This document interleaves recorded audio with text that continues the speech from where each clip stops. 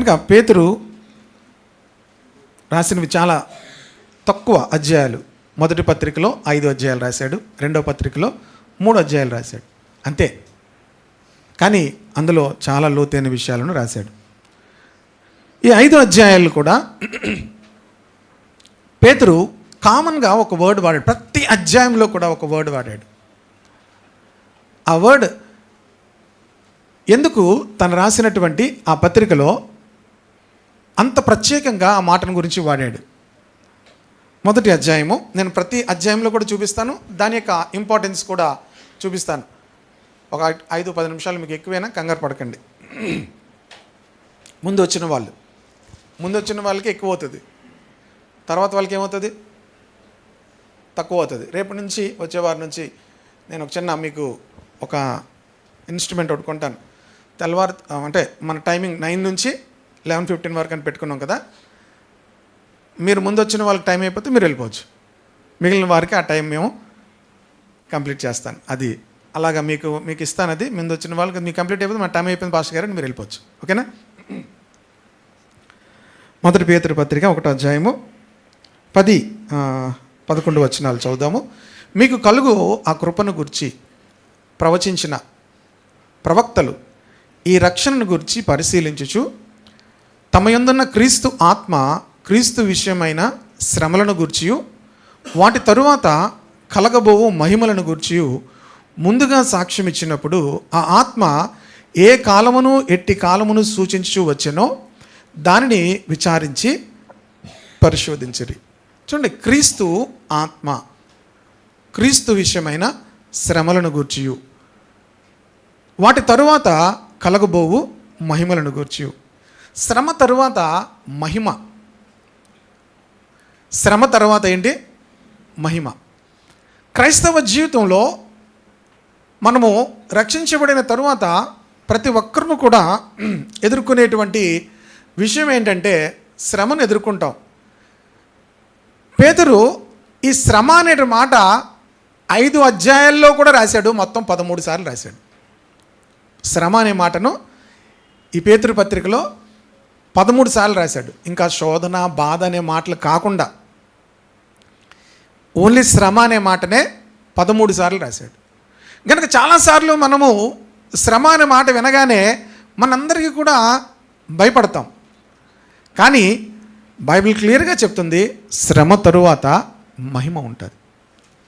శ్రమ తరువాత ఏముంటుంది? మహిమ ఉంటుంది. కనుక పేతురు మొదటి అధ్యాయంలో కొన్ని మాటలు చెప్పిన తర్వాత 2వ అధ్యాయంలోకి వెళ్దాం. 6వ వచనంలో అంటున్నాడు, ఇందువలన మీరు మిక్కిలి ఆనందించున్నారు కానీ అవసరం బట్టి నానా విధములైన శోధనల చేత ప్రస్తుతమున కొంచెం కాలం మీకు దుఃఖము కలుగుచున్నది.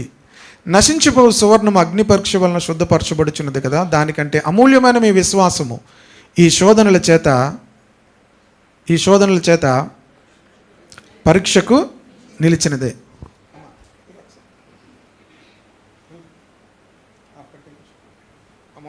పైన కూర్చో.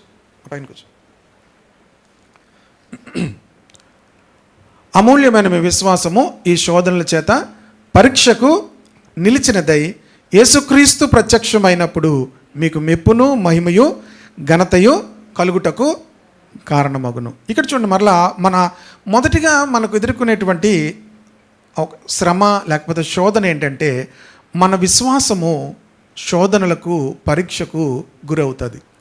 ప్రతి ఒక్కరి విశ్వాసము కూడా శోధనలకు పరీక్షకు గురి అవుతుంది. ఈ శోధనలకు పరీక్షకు గురి కానటువంటి విశ్వాసాలు ఎవరికి కూడా పనికిరావు. ప్రతి ఒక్కరి విశ్వాస జీవితంలో కూడా దేవుడు వారి యొక్క విశ్వాస జీవితంలో శోధనలకు పరీక్షలకు ఏం చేస్తాడు? గురి చేస్తాడు.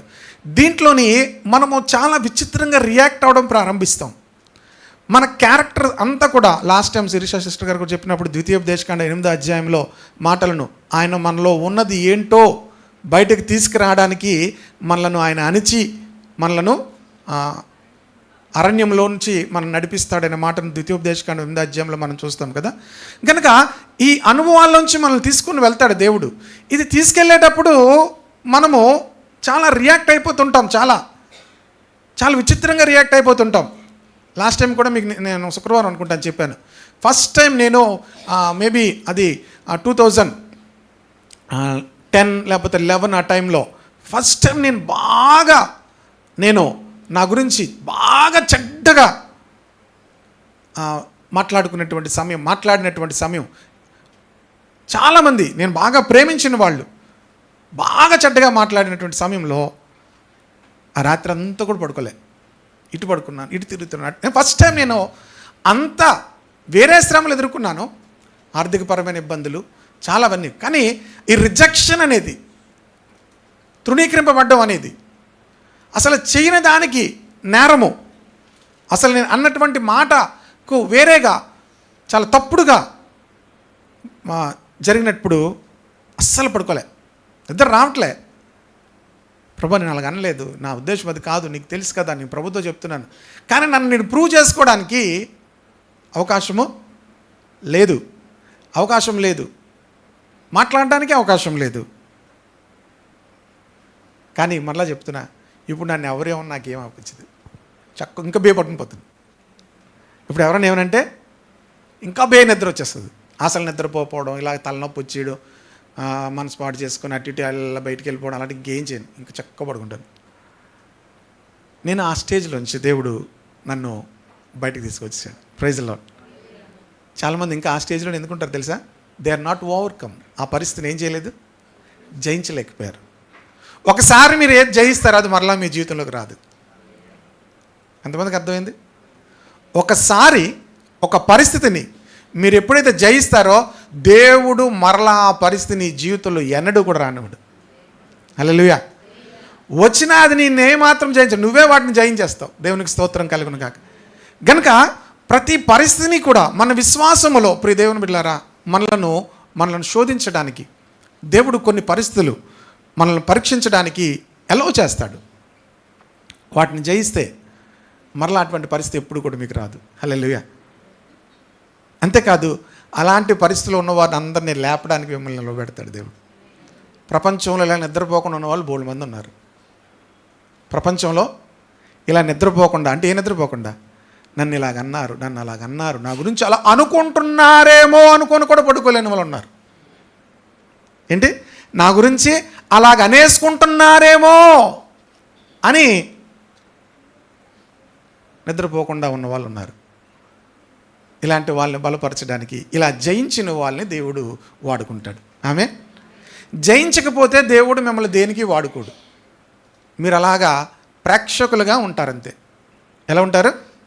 ప్రేక్షకులుగా. జయించిన వారిని దేవుడు తన యొక్క రాజ్యంలో ఒక బలమైనటువంటి పాత్రలుగా దేవుడు వాడుకోవడం ప్రారంభిస్తాడు. కనుక మన విశ్వాసమునకు పరీక్షలు ఎదురవుతాయి, శోధనలు గురవుతాము. వీటన్నిటి మధ్యలో ప్రభు మీద ఆనుకొని మనం జయించాలి. ఇలాంటి పరిస్థితుల్లోనే మనం వేరే పరిస్థితుల మీద కూడా ఆనుకోవచ్చు, మనుషుల మీద ఆధారపడవచ్చు, మీ యొక్క ఎబిలిటీస్ మీద కూడా ఆధారపడవచ్చు. కానీ మీరు జయించలేదు, మరలా దేవుడు ఏం చేస్తాడు? ఆ యొక్క శోధన వస్తూ ఉంటుంది. ఎందుకు నాకే ఎలాగెందుకు అవుతుంది అనుకుంటారు చాలామంది. నాకే ఎందుకు ఎలాగవుతుంది? నువ్వు జయించలేదు కనుక నీకే ఆ పరీక్ష మరలా వస్తుంది. జయిస్తే ఏమవుతుంది? ఒకసారి కొంతమంది ఎగ్జామ్స్ రాస్తున్నప్పుడు ఒక సబ్జెక్ట్ ఉండిపోద్ది, మరలా ఏం చేయాలి? మరలా ఫెయిల్ అయిపోతే మళ్ళీ అస్తమాటికి కెమిస్ట్రీ ఏం రాస్తావు? అస్తమాటికి కెమిస్ట్రీ ఏం రాస్తావంటే నువ్వు పాస్ అవ్వలేదు కనుక మరలా రాయాలి. నీ కోపం వచ్చి ఇంక రాయనన్నావు, ఏమవుతుంది చెప్పండి? చిరాకు వచ్చింది మీకు, నేను ఇంక రాయను ఎగ్జామ్. ఎన్నిసార్లు రాస్తామండి? ఎన్నిసార్లు? ఇంటర్మీడియట్ లేకపోతే డిగ్రీ ఎగ్జామ్ దగ్గరికి, యూనివర్సిటీ దగ్గర ఎన్నిసార్లు పెడతారండి? ఏంటి వాళ్ళు ఏమంటారు? బాబు నువ్వు పాస్ అవ్వలేదు, నువ్వు మరలా ఏం చేయాలి? రాస్తే ఏమవుతావు? మరలా ఆ సబ్జెక్టుకి మరలా నువ్వు రాయవలసిన పని లేదు. ఆమెన్. ఇప్పుడు ప్రభువుని మనం ఏం అడగాలంటే, ప్రభు నేనేమవ్వాలి? పాస్ అవ్వాలి. ప్రభు ద్వారానే పాస్ అవ్వాలి. ఆమెన్. రికమెండేషన్స్ పనిచేయవు, ప్రభు ద్వారానే పాస్ అవ్వాలి. 2వ అధ్యాయం, సమయం చాలదు కనుక నేను అలాగ వెళ్ళిపోతున్నా, ఓకేనా? 2వ అధ్యాయం 19వ వచనం. ఎవడైనాను అన్యాయముగా శ్రమ నొందొచ్చు. మళ్ళీ 2వ అధ్యాయంలో శ్రమ అనే మాటను వాడాడు చూడండి. ఎవడైనాను అన్యాయముగా శ్రమనందొచ్చు, దేవుని గూర్చిన మనస్సాక్షి కలిగి దుఃఖము సహించిన ఎడల అతీతమగును. తప్పిదమునకై దెబ్బలు తినినప్పుడు మీరు సహించిన ఎడల మీకేమి ఘనము. మేలు చేసి బాధపడినప్పుడు మీరు సహించిన ఎడల అది హితమగును. ఎందుకు మీరు పిలువబడ్డారు? ఎందుకు మీరు పిలువబడ్డారు? అందులో చూసేప్పుడు నామకం చూడద్దు. ఎందుకు మీరు పిలువబడ్డారు? మేలు చేసి. ఒప్పుకుంటారు అందరూ? నేను ఎంత మేలు చేశాను తెలుసా పాస్టర్ గారు? నేను ఎంత చేశాను తెలుసా పాస్టర్ గారు? నువ్వు అందుకే దేవుడు నిన్ను పిలిచాడు. నువ్వు మేలు చేయడానికి, తర్వాత ఏం చేయడానికి? బాధపడడానికి. మేలు చేయని వాళ్ళకి ఏం పెద్ద బాధ ఉండదు.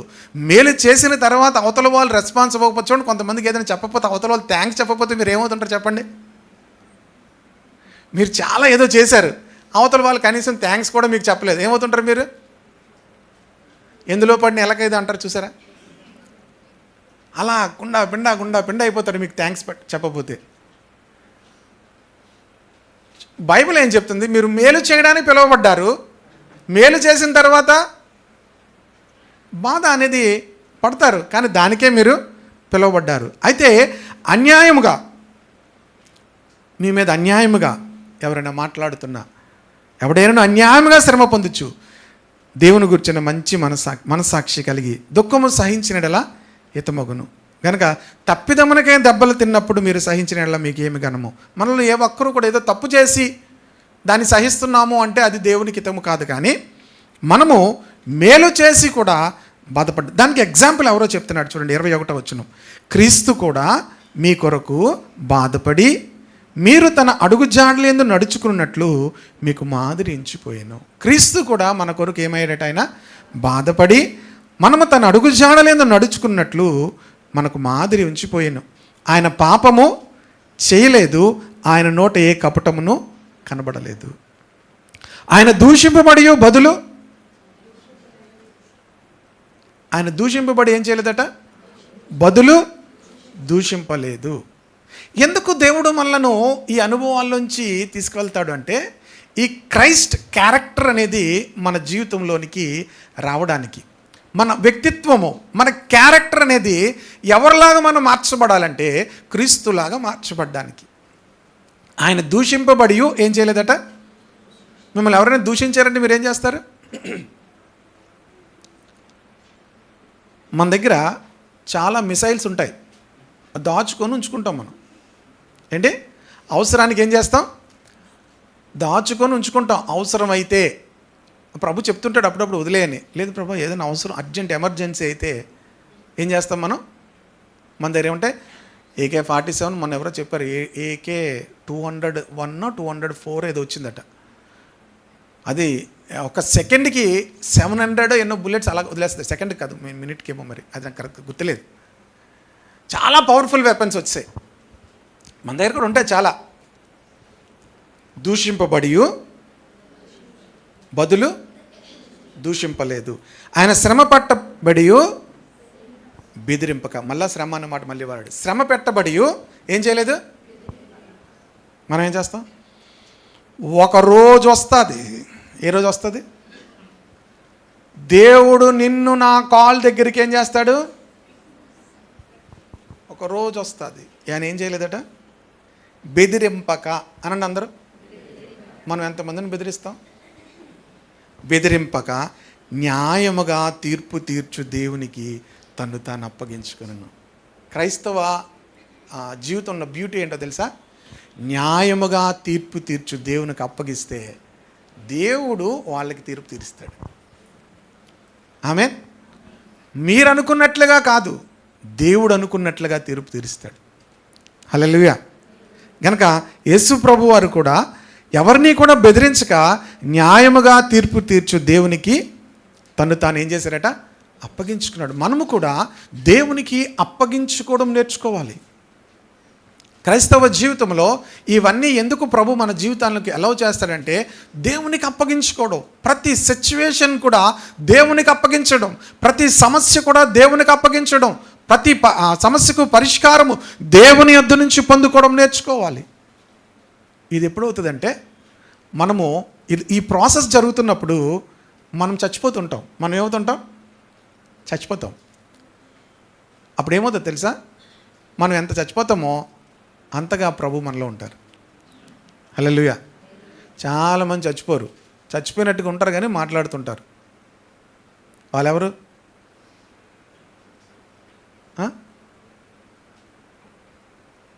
చచ్చిపోయి మాట్లాడారు అనుకోండి, వాళ్ళు ఏమంటారు? చెప్పాలి. మాట్లాడట్లేదు ఎవరు. చూడండి ఎలా ఎలక్క ఏదో పడినట్టు దయ్యాలు అంటారు. అర్థమైందా? కనుక మనము మన జీవితాల్లో మనలో ఉన్నటువంటి ఆ కోపము, మనలో ఉన్నటువంటి ఆ పౌరుషం, మనలో ఉన్నటువంటి అన్నీ కూడా ఏమవ్వాలి?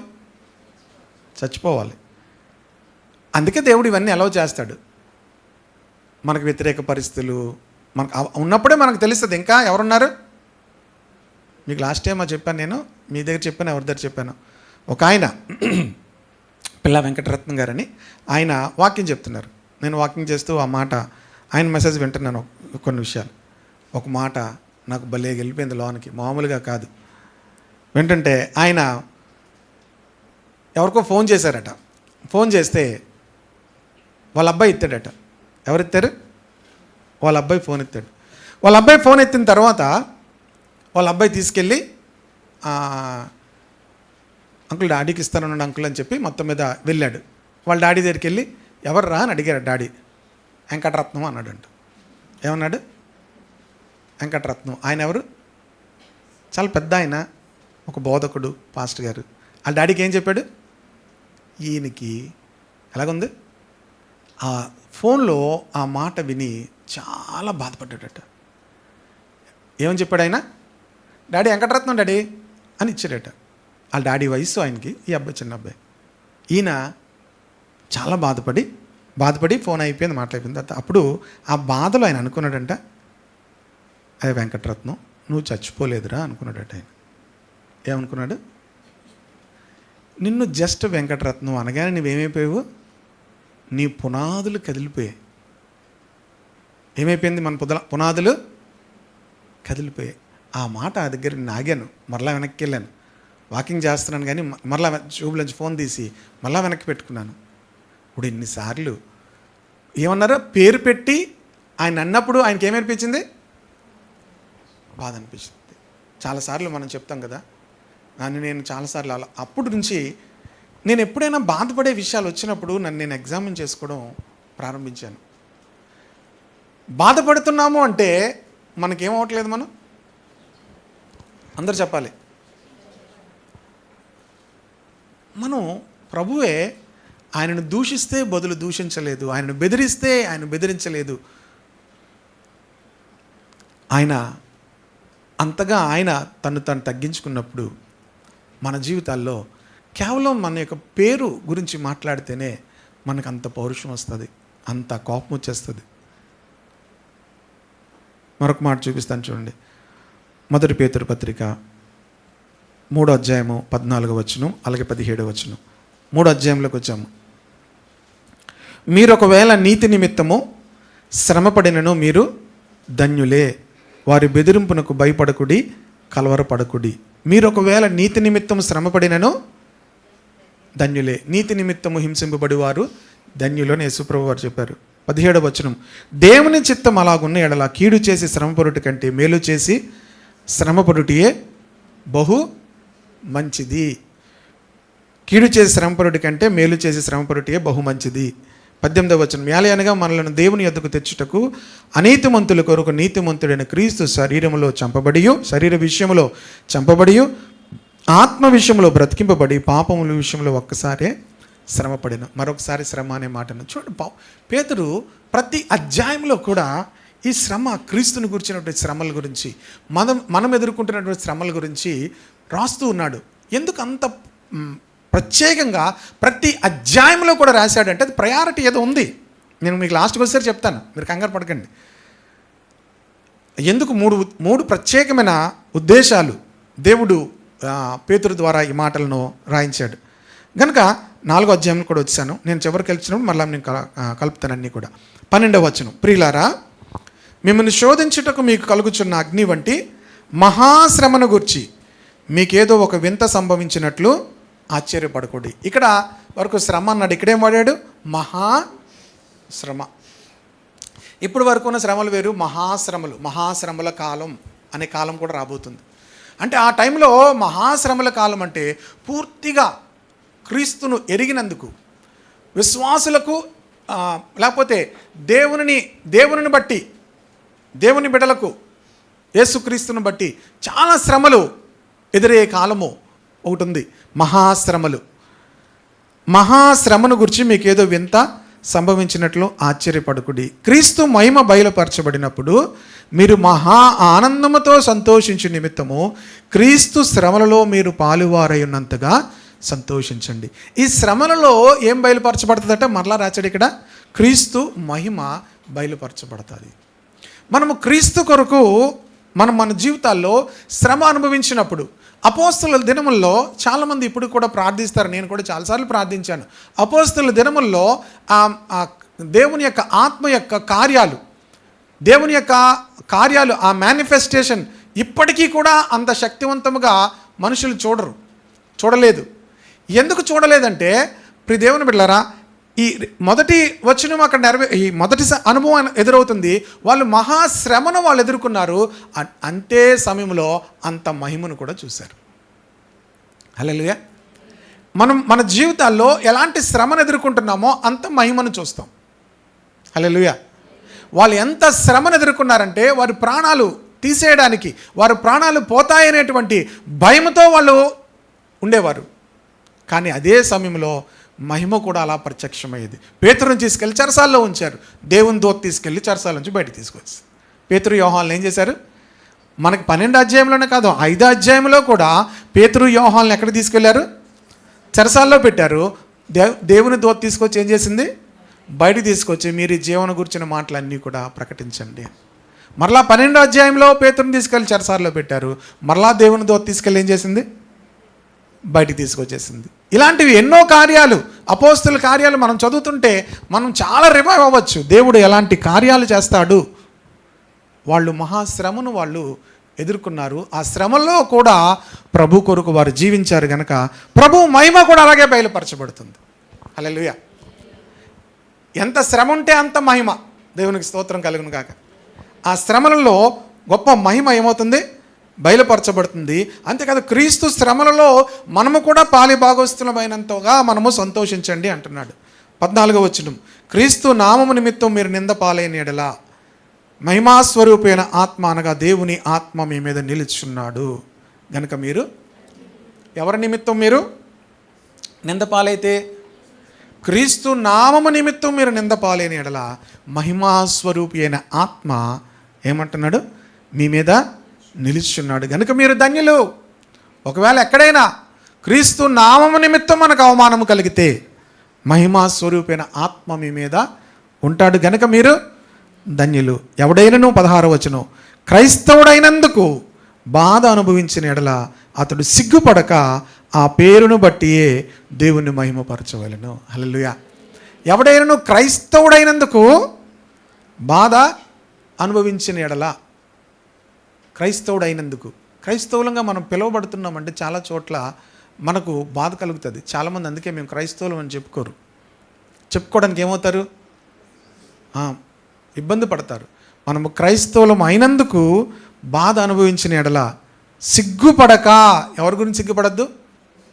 దేవుని గురించి సిగ్గుపడక ఆ పేరును బట్టియే దేవుని మహిమపరచవలెను. ఓకేనా? నేను కంక్లూడ్ చేసేస్తాను.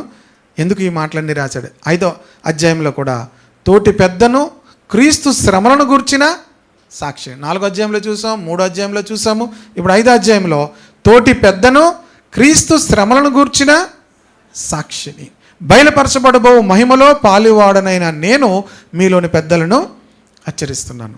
ఇక్కడ కూడా మరలా క్రీస్తు శ్రమ అనే మాటను పేతురు వాడాడు. 10వ వచనం, తన నిత్య మహిమకు క్రీస్తునందు మిమ్మల్ని పిలిచిన సర్వకృపానిధకు దేవుడు కొంచెం కాలము శ్రమపడిన పిమ్మట తానే మిమ్మను పూర్ణులుగా చేసి స్థిరపరిచి బలపరచును. మరలా శ్రమ అనే మాటను ఇక్కడ చూసాం.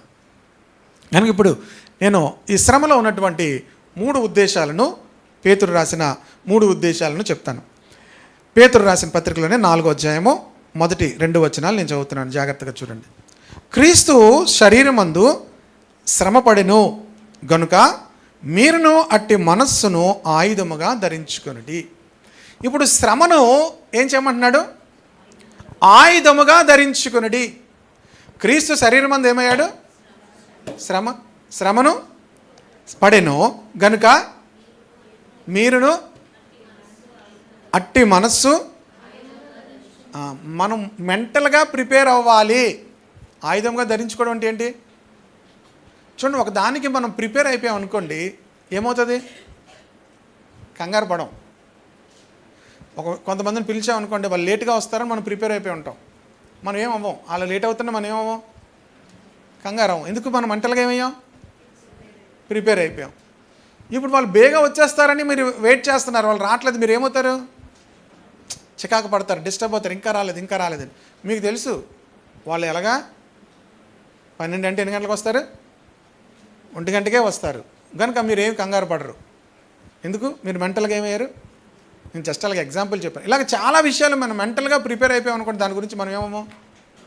అందుకే పేతురు అంటున్నాడు, క్రీస్తు శరీరమందు శ్రమపడెను గనుక మీరును అట్టి మనసు ఆయుధముగా ధరించుకోండి. మీరు కూడా మెంటల్గా ఏమవ్వాలి?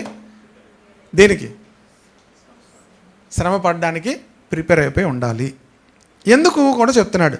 శరీర విషయంలో శ్రమపడిన వాడు శరీరమందు జీవించి మిగిలిన కాలము ఇక మీదట మనుజాశలను అనుసరించి నడుచుకొనక దేవుని ఇష్టానుసారంగానే నడుచుకున్నట్లు పాపముతో జోలి ఇకనేమియు లేకయుండును. నేను ఇంగ్లీష్లో చదివి ఇంగ్లీష్లో చెప్పుకొస్తాను. Okay. Since therefore Christ suffered in the flesh arm yourselves with the same way of thinking. For whoever has suffered in the flesh has ceased from sin. ఒకటి, శ్రమలు దేవుడు మన జీవితాలకి ఎందుకు అలౌ చేస్తాడంటే, whoever has suffered in the flesh has ceased from sin. ఇక తన జీవితంలో పాపముతో జోలి ఏమీ లేకుండా ఉంటాడు.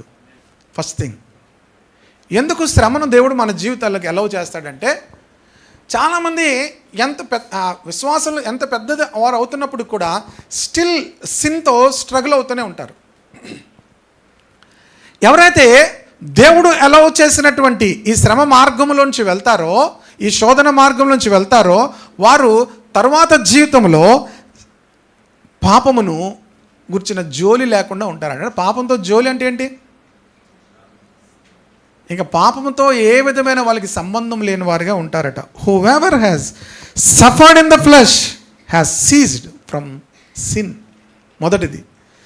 3 అనుభవాలు మన జీవితంలో ఈ శ్రమ అనేది తీసుకొస్తుంది. ఒకటి, మన జీవితంలో ఎన్నడూ కూడా మరలా పాపముతో జోలి లేకుండా ఉంటాం. విన్నారు అందరూ? పాపముతో జోలి లేకుండా ఉంటాము. రెండవది, so as to live for the rest of the time in the flesh no longer for the human passions. నేను NIV వెర్షన్లో తీసి చదువుతున్నాను. So as to live for the rest of the time, మిగిలిన కాలము, ఈ శ్రమ తర్వాత మిగిలిన కాలము, rest of the time in the flesh no longer for human passions. తెలుగులో ఏముందంటే, ఇక మీదట మనుజాశలను అనుసరించి నడుచుకోము. మనుష్య సంబంధమైన ఆశలను అనుసరించి నడుచుకోము. చూడండి, మన ఆశలు మనం ఎలాగుండిపోతాయి? రక్షణ పొందుతారు కానీ చాలామంది ఆశలు ఏమవుతాయి? ఆశలు ఇంకా అలాగే ఉంటాయి. ఏం ఆశలు? ఇప్పుడు మనం చేయలేనివి మనతో ఏం చేస్తాం? మన పిల్లలతో చేపిస్తాం. కొంతమంది, చాలామంది పిల్లలు చూస్తున్న మనం ఏమనుకుంటామంటే, మేబీ వాళ్ళ తల్లిదండ్రులు ఆ టైంలో వాళ్ళు చేయడానికి అవకాశం లేదు కనుక వాళ్ళ పిల్లలతో ఏం చేస్తారు? వాళ్ళకి ఏం చేయలేకపోయారో అవన్నీ ఆ పిల్లల మీద వేస్తారనమాట. మా అమ్మ తిట్టిది నన్ను రింగులు వేసుకుంటే, నువ్వు వేసుకో, నువ్వు రింగులే. ఏ రింగులు? మొత్తం తలనిండా రింగులు. వీళ్ళన్నీ కూడా ఆశలు ఏమవలేదు, చచ్చిపోలేదు. చాలామంది జీవితాల్లో ఏమవ్వవు, ఆశలు చచ్చిపోవు, అలాగే ఉంటారు. మనుషులు ఏమవుతారు? లాస్ట్ టైం కూడా మీకు చెప్పాను. నా ఫ్రెండ్ ఒక అబ్బాయి కాశ్మీర్ వెళ్ళాడు.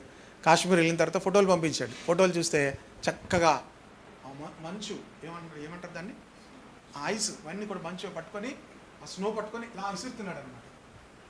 విసురుతుంటే నేను ఒక మూవీ చూశాను. ఆ మూవీలో చిరంజీవి అలాగే సేమ్ అలాగా ఆ పాట పాడుతూ పసివాడి ప్రాణం, మీరు ఆ సినిమా కానీ చూడకండి ఇప్పుడు వెళ్ళి, ఆ సినిమా చూడడానికి వెళ్ళినప్పుడు నేను చచ్చిపోవాల్సింది అనమాట. నాకు అందుకే అంత గుర్తు.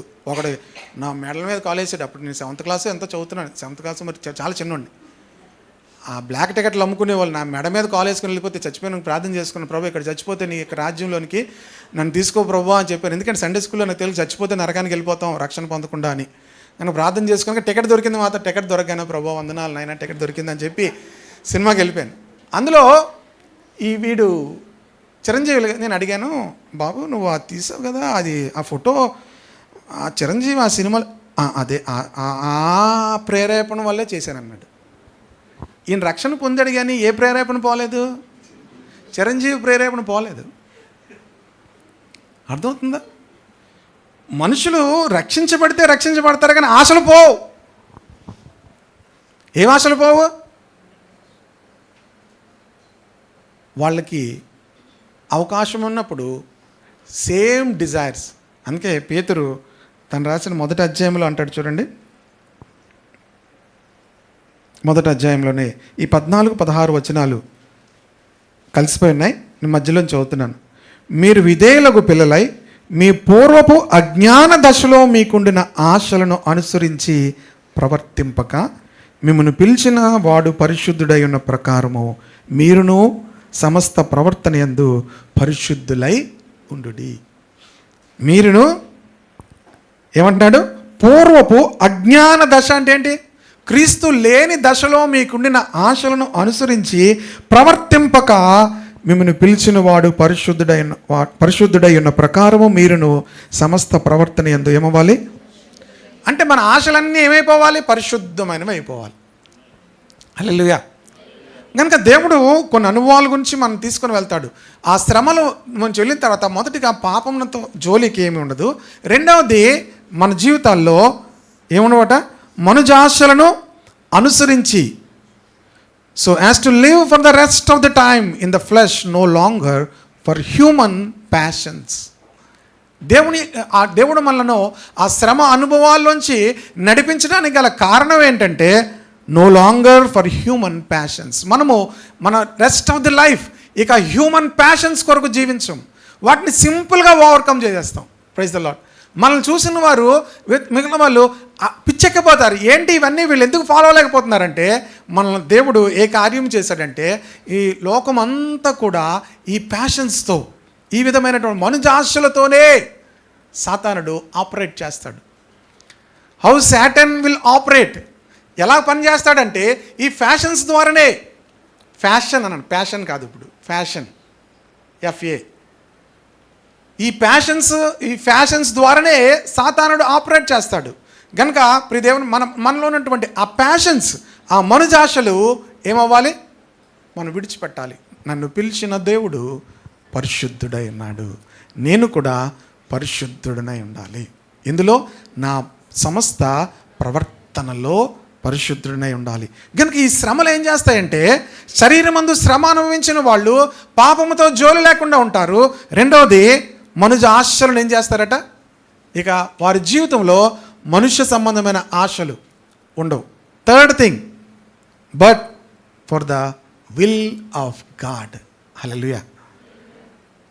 తెలుగులో ఏముందంటే దేవుని ఇష్టానుసారముగా నడుచుకోవడం ప్రారంభిస్తారట. ఇంగ్లీష్లో but for the will of God.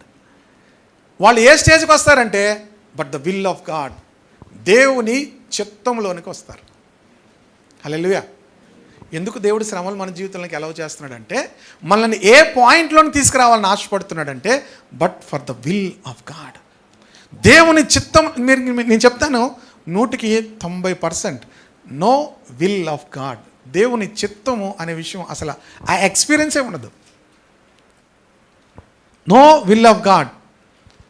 ఈ శ్రమల అనుభవాల నుంచి వెళ్ళిన వాళ్ళు ఏమవుతారంటే వాళ్ళు దేవుని ఇష్టానుసారముగానే ఇక నడుచుకోవడం ప్రారంభిస్తారట. హల్లెలూయా.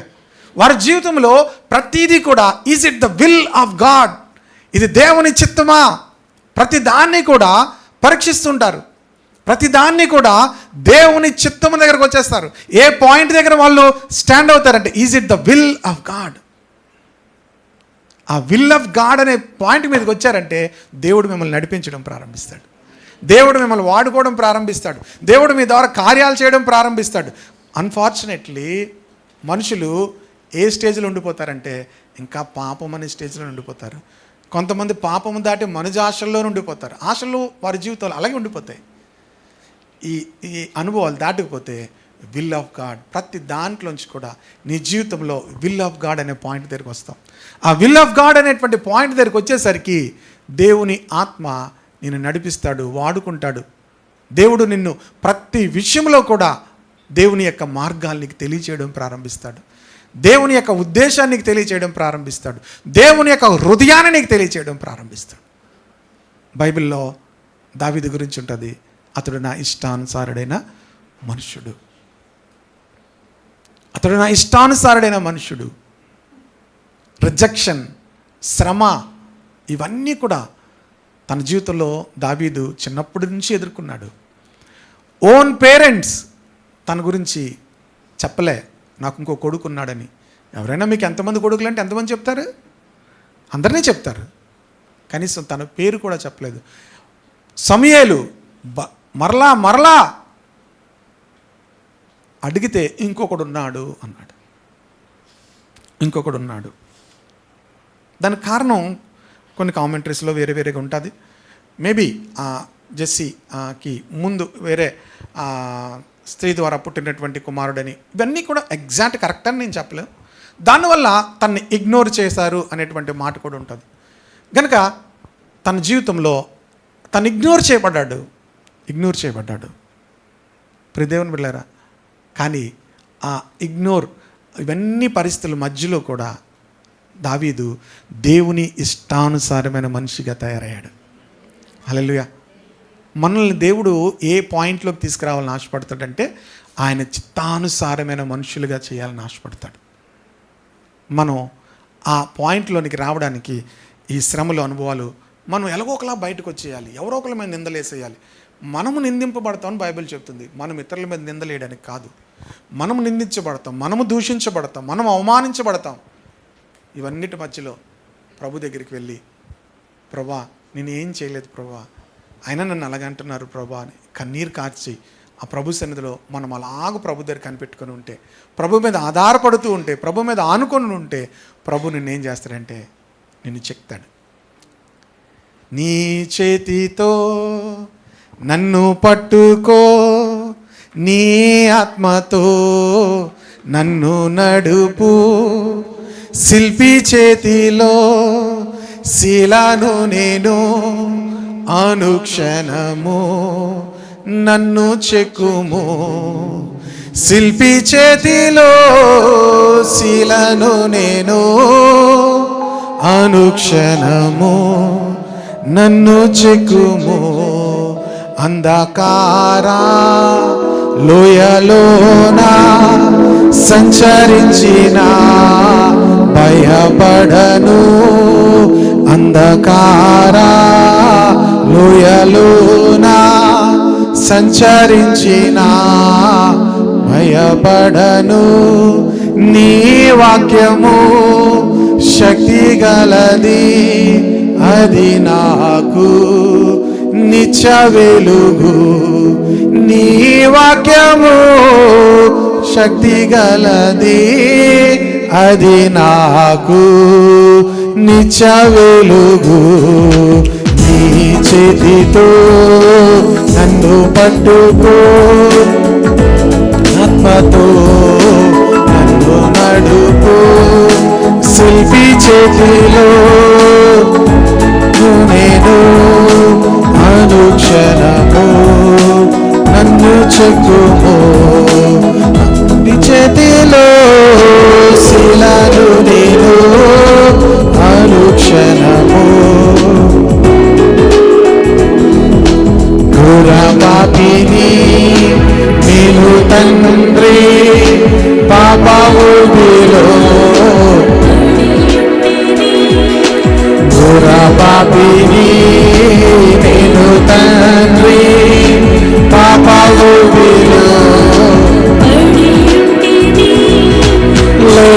లేవనెత్తుము శుద్ధి చేయుము పొందనీము నీదు ఆత్మను లేవనెత్తుము శుద్ధి చేయుము పొందనీము నీదు ఆత్మను నీ చేతితో నీ ఆత్మతో చేతిలో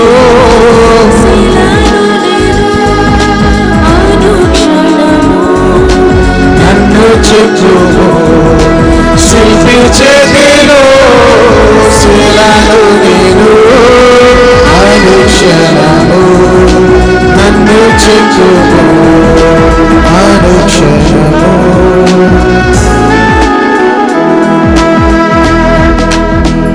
ప్రభు నన్ను చెక్కాడు అన్న వాళ్ళు ఎవరైనా ఉన్నారా? చేతులెత్తు. ప్రభు నన్ను చెక్కుతున్నాడు, అరచేతిలో చెక్కాడండి అని కామన్. నిన్ను ఆయన రూపులోనికి చెక్కడం అనేది స్పెషల్. హల్లెలూయా. అరచేతిలో చెక్కబడ్డం అనేది కామన్. అందరినీ కూడా చూడుము నేను నా అరచేతిలో చెక్కుని ఉన్నాను. ఆయన రూపులోనికి చెక్కడం అనేది స్పెషల్. మనకు అందరికీ స్పెషల్గా ఉండాలని ఉంటుంది. అయితే దేవుడు నిన్ను చెక్కుతున్నప్పుడు ఆయనకి చెప్పాలి, ప్రభువా నేను ఘోర పాపిని. నేను చెప్పాను ఒకరోజు, నేను ఘోర పాపిని ప్రభువా.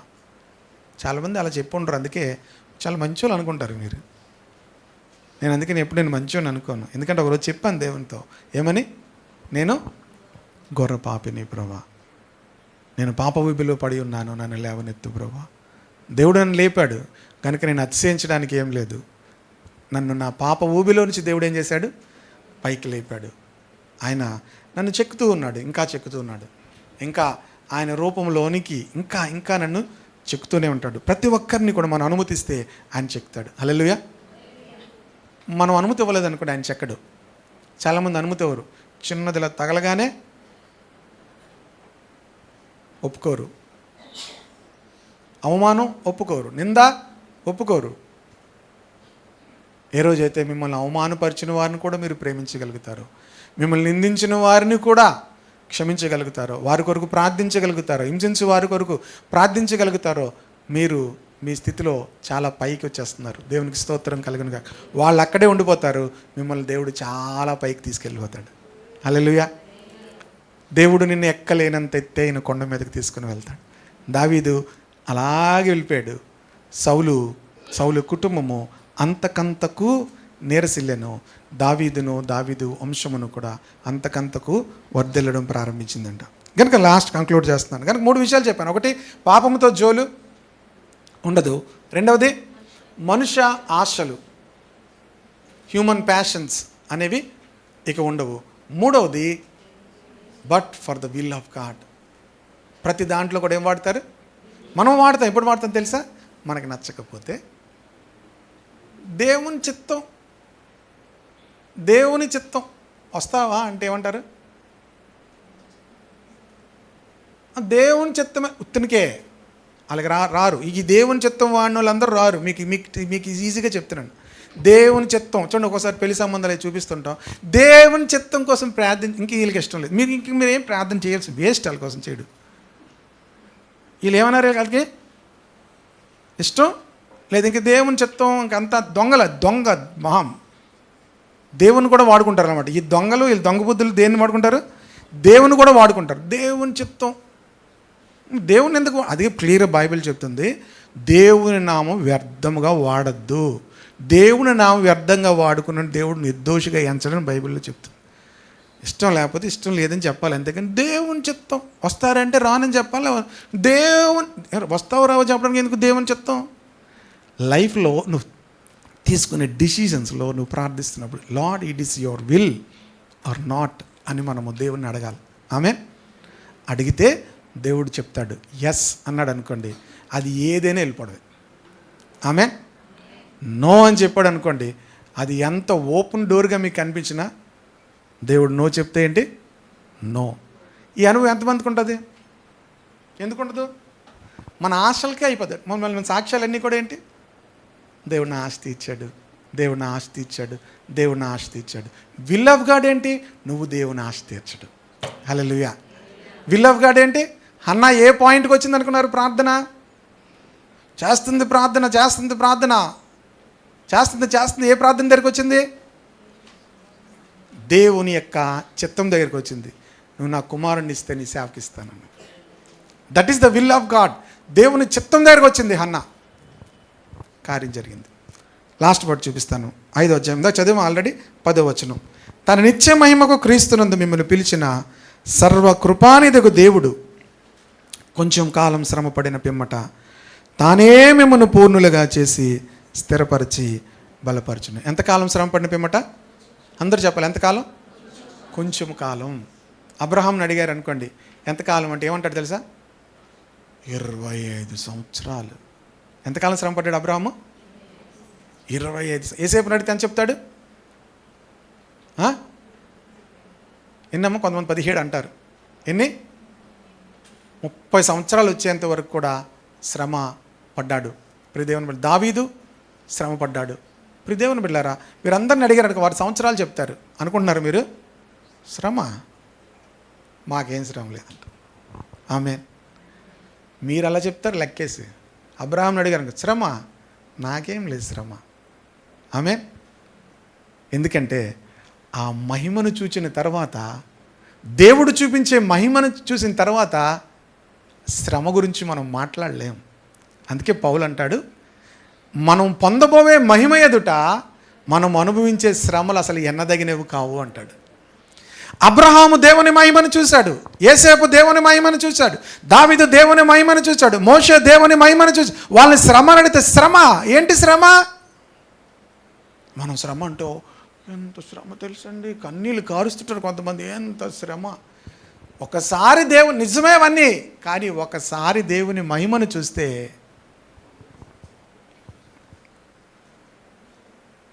శ్రమలు శ్రమలుగా అనిపించు. హల్లెలూయా. శ్రమలన్నీ కూడా ఇప్పుడు దేవుని బిడ్డలారా నాట్యముగా మారిపోతాయి. శ్రమల గురించి ఇక్కడ శ్రమలు అనే మాట మనం మాట్లాడడం. కొంచెం కాలం శ్రమ పడిన పిమ్మట దేవుడు తానే మిమ్మల్ని పూర్ణులుగా చేసి స్థిరపరుస్తాడు. హల్లెలూయా. పేతురు శ్రమల గురించి ప్రారంభించాడు, చివరికి వచ్చేసరికి మిమ్మల్ని పరిపూర్ణులుగా చేసి స్థిరపరుస్తాడు అని చెప్తున్నాడు. హల్లెలూయా. కనుక ప్రియ దేవుని బిడ్డలారా, దేవుడు మన నుంచి ఏం ఆశపడుతున్నాడు? పరిపూర్ణులంగా మనం కావాలని, పరిపూర్ణతలోనికి రావాలని. మనమందరము కూడా మనకు ప్రభు ఏదైతే అది ఇస్తే అది తీసేసుకొని ఆనందించి స్తోత్రాలు చెప్పి ఆ అనుభవం ఉండిపోవాలని కాదు, పరిపూర్ణతలోనికి రావాలి. హల్లెలూయా. ఆ పరిపూర్ణతలోనికి రాకపోతే ఇమ్మెచ్యూర్డ్ పీపుల్ వల్ల చాలా ఇబ్బంది. ఇమ్మెచ్యూర్డ్ పీపుల్ వల్ల ప్రతి చోట కూడా ఏమవుతుంది? పరిపక్వము కాని వాళ్ళు ఎక్కడున్నా కూడా ప్రాబ్లమే. చాలామందికి వివాహాలు అవుతాయి, పరిపక్వమైన అవగాహన ఉండదు, వాళ్ళ వల్ల చాలా ప్రాబ్లమ్స్ వస్తాయి. ఒక మెచ్యూరిటీ అనేది వివాహం సమయానికి వచ్చింది అనుకోండి, వాళ్ళు ప్రాబ్లమ్స్ని వాళ్ళు ఏం చేస్తారు? డీల్ చేసుకోగలుగుతారు. వాళ్ళ సమస్యలను వాళ్ళే డీల్ చేసుకోగలుగుతారు. వివాహం అయిన తర్వాత మమ్మీ డాడీ అంటున్నారు అనుకోండి, వాళ్ళకి ఏం రాలేదు. మీరు బాధపడవలసింది ఏంటో తెలుసా? ఇలాంటి వాడికి అనవసరంగా పెళ్లి చేసాం, ఇలాంటి దానికి అనవసరంగా. ఎందుకంటే ఏం రాలేదు? మెచ్యూరిటీ రాలేదు. మెచ్యూరిటీ వచ్చిన వాళ్ళు ఏం చేస్తారంటే ప్రతి సమస్యను కూడా హ్యాండిల్ చేయగలుగుతారు. హల్లెలూయా. జస్ట్ నేను అది ఎగ్జాంపుల్ చెప్పాను. మీరు ఆ వివాహాలు ఉండిపోకండి, ఇటు వచ్చేయండి. అటు వెళ్తే అటు వెళ్ళిపోతారు, ఇటు వెళ్తే ఇటుపోతారు, ఈ గాలికి ఆ గాలిలాగా. ఇటు వచ్చేయండి. క్రిస్టియన్ లైఫ్లో ఎవ్రీ ఆబ్స్టికల్, ఎవ్రీ కన్ఫ్యూజన్, ప్రతి సమస్య, ప్రతి ఇబ్బందిని కూడా హ్యాండిల్ చేయగలిగే స్థితిలో మనం ఉండాలి. హల్లెలూయా. మీది హ్యాండిల్ చేసుకోవడమే కాదు, ఇతరులది కూడా హ్యాండిల్ చేయగలిగే స్థితిలో ఉండాలి. ఆమేన్. నాకే బోల్డ్ తలకే నొప్పులు, నాకెందుకు బాబు ఈ సమస్యలు అనుకుంటారు కొంతమంది. ఎందుకంటే నీకే హ్యాండిల్ నీకెవడు చెప్పాడు నువ్వు హ్యాండిల్ చేయగలిగినా? నీకు నీ మీద అనవసరం దురాత్మలతో పాటు నువ్వు బాధపడతావు. నీది నువ్వే హ్యాండిల్ చేసుకోవడం నీకు రాకపోతే నిన్ను ఎందుకు దేవుడు చెప్తాడు అని చేయమని? First learn. నీ పరిస్థితులు, నీ సమస్యలను నువ్వు హ్యాండిల్ చేసుకోవడం నేర్చుకుంటా. That is the maturity. ప్రతి విషయంలో కూడా మనం మెచ్యూరిటీలోకి రావాలి. ప్రతి పరిస్థితిని కూడా హ్యాండిల్ చేసుకొని జయించగలిగే పరిస్థితిలోనికి రావాలి. ఇతరులు ఎవరైనా అడిగినప్పుడు కూడా ఏం చెప్పాలి? దానికి ఆన్సర్ చెప్పాలి. మీరు చెప్తే వాళ్ళకి ఆన్సర్ దొరికేస్తుంది. హల్లెలూయా. మీరు చెప్తే వాళ్ళకి ఏం దొరికేస్తుంది? ఆన్సర్ దొరుకుతుంది. ఎందుకంటే మీరేం చేశారు? జయించారు కనుక. దేవుని బిడ్డలందరూ కూడా అలా ఉండాలని ఆశపడతాడు. అందుకనే పేతురు తను రాసిన మొదటి పత్రికలో, ప్రభు చిత్తమైనట్లయితే మరికొన్ని విషయాలు పత్రికలోంచి చూడొచ్చు. శ్రమ అనుభవం 1, 5 అధ్యాయాల్లో కూడా ఈ విషయాన్ని ప్రత్యేకంగా రాశాడంటే మనం చాలా ఒక బైబిల్లో ఎప్పుడు కూడా ఒక అధ్యాయంలో కానీ ఒక చాప్టర్లో కానీ ఒక థీమ్ ఉన్నదంటే ఆ చాప్టర్ అంతటి కూడా తను రాయడానికి గల ప్రాముఖ్యమైన ఉద్దేశం అదే.